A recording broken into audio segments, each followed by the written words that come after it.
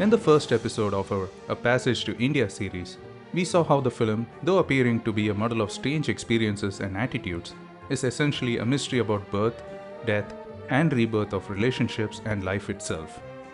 It is easy to see that this pattern not only describes the film, but also what it stands for: India. Fielding, through his long service in the country, appreciates India's diverse ideas and their mysterious quality. But he also acknowledges that he cannot fully understand these and comes to the conclusion that India is a muddle. Professor Godbole, who represents the Hindu system of beliefs, can relate with it. Agreed, I'm sorry to say. Why? Because though he believes there is a pattern to what is happening, We are all part of a pattern we cannot perceive. he understands it will forever remain unknown to people, including himself. This description of India as both a mystery and muddle also appears in the novel and best summarizes the first reaction of our curious outsiders like E.M. Forster and David Lean. To capture this mixed feeling on screen, David Lean purposefully evokes a sensation of muddledom or confusion in his images and plot. This image at the very beginning of the film indicates and foreshadows confusion and chaos, closely followed by the funny misunderstanding here. My husband's the collector.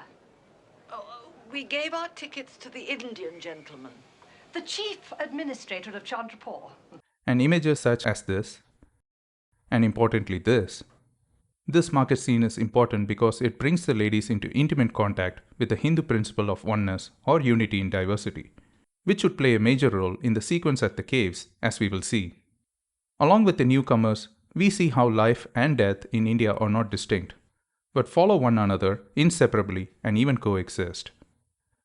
Soon, this chaos is more explicitly represented in the conversation between Aziz and Mrs. Moore, where she exclaims, What a terrible river. What a wonderful river. With this, Mrs. Moore's journey with ambiguity and confusion with the Indian way of thinking has just begun. This quality of muddledom is not only suggested through the Indians' external display of life, but also through the English's inner psychology. The English, driven by a hollow sense of superiority found in their Paka Sahib culture, are shown to have an affinity for differentiation and order, but their minds and hearts are rusted by muddledom, distrust, and hatred. Worse still, they lie to themselves that they are there to restore justice.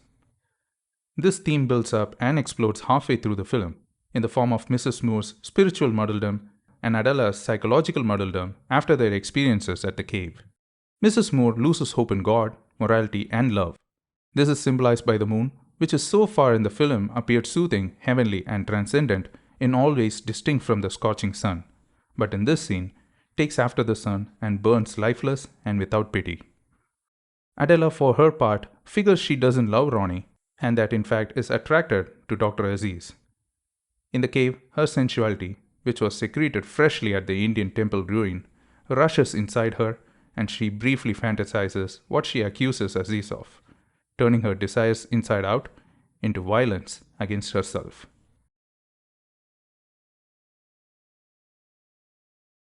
Though David Lean infuses a sense of confusion and meaninglessness right from the beginning to align the audience with the experiences of a foreigner, we also get a feeling that there must be a pattern behind all this, that the film and India are more than an inexplicable muddle.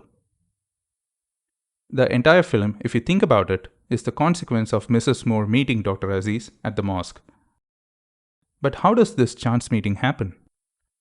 There is an elaborate sequence of events, almost like a pattern of fate, that leads to it. It starts with Major Calendar's untimely summon of Aziz.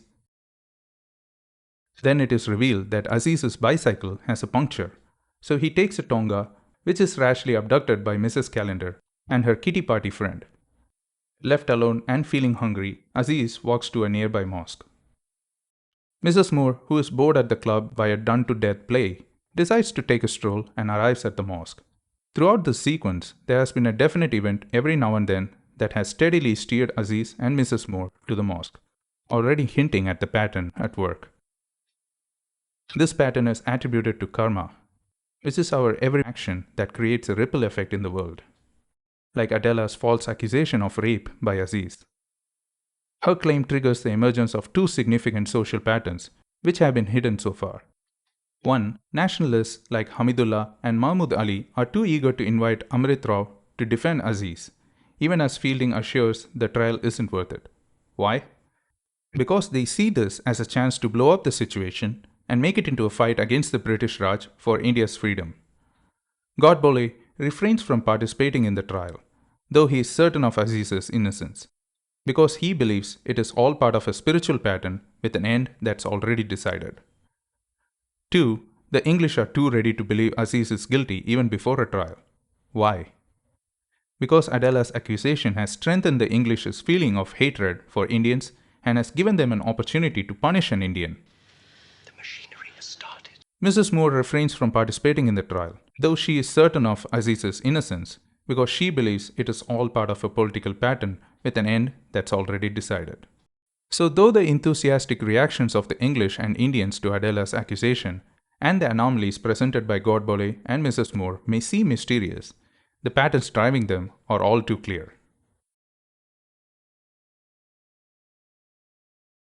To me, the fictional Marabar Caves is the essence of Hindu India, the visual imagery or symbol that Forster and David Lean chose to depict their personal reaction to India. Just like the country itself, the caves are shown to be intriguing from outside, but confusing to understand once within. In fact, there is an explicit comment about the caves that is present in both the novel and the screenplay, but not in the final film. Begin quote, "The visitor returns from the caves uncertain whether he has had an interesting experience or a dull one, or any experience at all." End quote. The echo within the caves stands for the Hindu principle of oneness.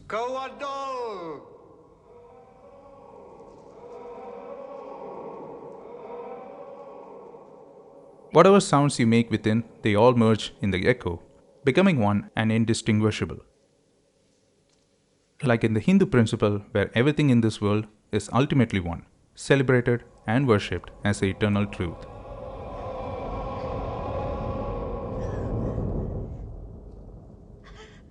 In the caves, Mrs. Moore experiences the echo and in effect the Hindu principle of oneness, and she is unable to digest its meaning. This new spiritual angle, instead of enlightening, confuses and in fact horrifies her, as it is her first experience of it. To her son, she says, You will never understand the nature of that place, Ronnie, nor will anyone else in that ridiculous court of yours. Indicating that most of the English never attempt to understand India. The echo also acts as a metaphor for karma, or cause and effect, as it is the manifold reaction of the atmosphere to the sound one creates. This is easy to understand in the context of Adela's experience. With her baseless accusation, she triggers a trial which encourages different hopes in different people, causes a rebellion, turns a friend into a foe, and takes her from a position of a welcomed Englishwoman to, at the end, like the characters in the film, we can't be sure of the truth about the Marabar Caves, as we can't be sure about God, about India. All that the audience has to know about the country is this is a mysterious and almost magical place where anything is possible. In our first episode of A Passage to India series, we saw how reincarnation, or the cycle of birth and death, was the framework David Lean used to build his film on. Apart from holding the film together, this Hindu concept can also be seen throughout the film. Godbole, the Hindu professor, who is explicit about his belief in reincarnation, proposes to name his school after Fielding, wanting his name to live on and carry forward his legacy. What is it if not a new lease of life? Even Aziz, the Muslim doctor who understands but is not concerned with the Hindu philosophy, says, I feel that I am journeying back into my past, and that I'm a Mughal emperor. He introduces Mrs. Moore and Adela to the water tanks, seen in multiple places throughout the film. Do you remember the tank in our mosque? I do indeed. Please, come and see. By a skillful arrangement of our emperors, the same water comes and fills this tank. He says, though the tanks are in different places, it is the same water that is running through them, unknowingly indicating the Hindu nature of life, where the same soul inhabits many bodies in different places and times. Even the foreign Mrs. Moore is shown to be deeply connected with this philosophy without realizing. I thought she was a ghost. A very old soul. An old soul? Professor Godbole is using the expression in its Hindu sense. Someone who has been here many times before. She tells Aziz that she was first Mrs. Hayslop and then married again and became Mrs. Moore, an indication of new life. David Lean uses the very evocative visuals of the water cycle, the continuous movement of water between the earth and the sky, to suggest Mrs. Moore's cycle of life and death. We see that she dies while in the ocean and her body is thrown into the water, foreshadowed much earlier in the film. Sometimes I have seen a dead body float past. Soon, her presence is indicated by repetitive images of clouds. This until the people of India chant her name outside the court, invoking her presence to save Aziz and turn her into an Indian god. We are then shown heavy rain as if she has answered the prayers and saved Aziz through her body of Adela. Not accidentally, we get the scene where the boys wrongly think Mrs. Moore! and Fielding brings up the subject of ghosts and exorcism. I thought you meant I'd seen a ghost. We then continue to see rain in the following scenes, indicating her return to Earth. But how? We don't see Mrs. Moore again, do we?